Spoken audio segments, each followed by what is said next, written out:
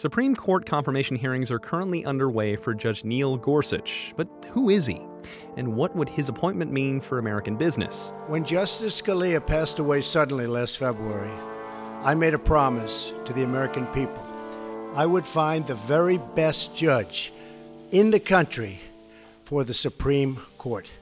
He's been called Scalia 2.0 for his conservative legal philosophies and originalist interpretation of the Constitution.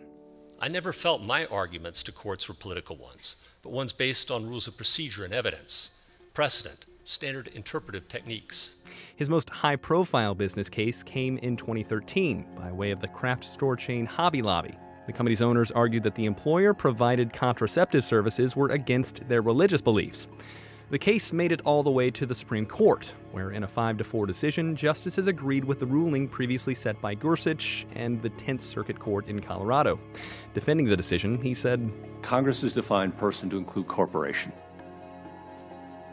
So you can't rule out the possibility that some companies can exercise religion.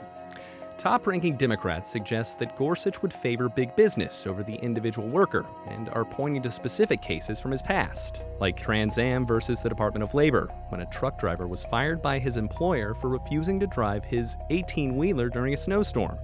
The administrative law judge ruled that firing the driver was a violation of the health and safety law intended to protect workers. The United States Department of Labor's Administrative Review Board and the 10th Circuit agreed. Judge Gorsuch dissented and sided with the company.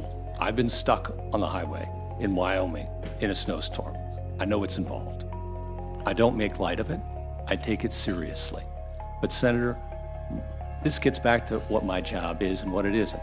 And if we're going to pick and choose cases out of 2,700, I can point you to so many in which I have found for the plaintiff in an employment action or affirmed a finding of an agency of some sort for a worker or otherwise. As with all Supreme Court nominations, this boils down to partisan politics. Judge Gorsuch has spent more than a decade on the federal bench. He graduated from Harvard Law School. He clerked for the Supreme Court. He served in the Department of Justice.